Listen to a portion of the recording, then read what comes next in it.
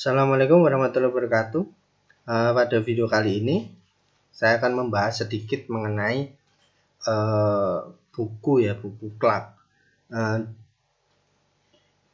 Di buku Clark itu kita bisa dapat apa saja sih?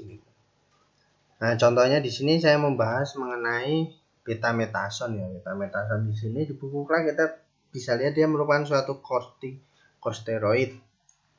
Rumus kimianya juga ada, kemudian molekul weight-nya juga ada, case number-nya juga ada, dan UPAC name-nya lengkap di sini, kemudian sinonimnya, kemudian proprietary name-nya, dan juga di sini ini juga rumus molekulnya, kemudian chemical property-nya juga lengkap. Terus ada juga turunannya berupa contohnya di sini betametason asetat, betametason benzoat, betametason dipropionat, seperti itu ya. Di sini juga chemical properties-nya juga dituliskan, jadi kita bisa tahu bedanya antara betametason dengan betametason asetat misalnya. Seperti itu. Kemudian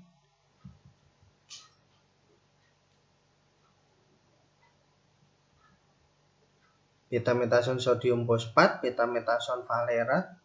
Betametason valerat ini biasanya betametason karena juga ditulis sebagai betametason 17 valerat ya. Ini kalau di tempat saya cukup terkenal karena salah satu kortikosteroid yang disalahgunakan atau steroid yang disalahgunakan untuk di kosmetik. Kemudian di sini juga ada color testnya. Kita bisa cek dengan antimoni pentaklorid, dia akan berwarna green, kemudian brown, kemudian pakai naphthalate sulfuri kita bisa identifikasi warna. Kemudian dengan thin layer kromatografi, sini ada dengan sistem TP, betametason memberikan detection factor sekitar 0,3, betametason valerat 0,58. Jadi ketika kita ragu itu betametason atau betametason valerat juga bisa kita cek di sini. Kita menggunakan sistem TP. Sistem TP itu apa? Nanti kita bahas dalam video tersendiri. Kemudian sistem TG, betametasonnya 0, betametason valeratnya 0,27, sistem TR, sistem TS di sini lengkap.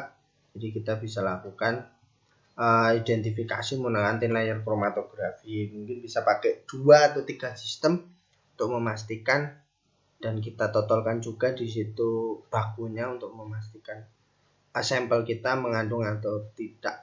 Kemudian di HPLC dengan sistem HAA, retention time-nya 13,3 menit, sistem HY, betametason valerat RI 584, sistem HZ RT-nya 14,2. Dengan ultraviolet spektrum betametason di etanol dia memberikan panjang gelombang maksimum di 240 nanometer.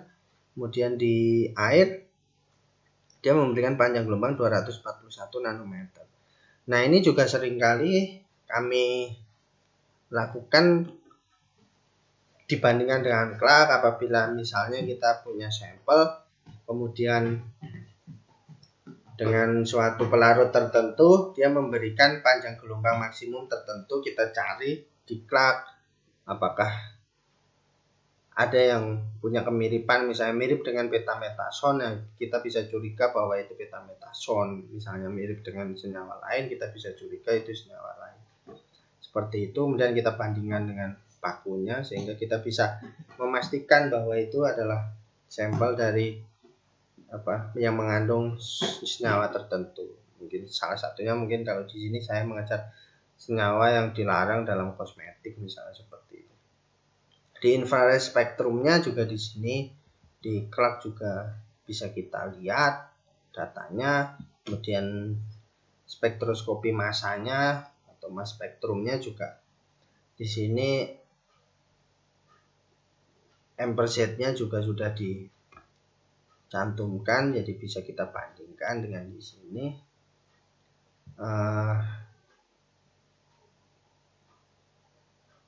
Kemudian contohnya kuantifikasi dengan LC-MS pada plasma darah juga di sini dinyatakan, pada serum juga di sini dinyatakan. Dengan LC-MS pada urin juga dinyatakan. Jadi kita bisa ambil sebagai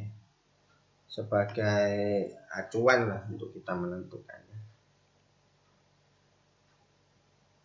Mungkin itu ya data-data yang bisa kita ambil dari KLAK.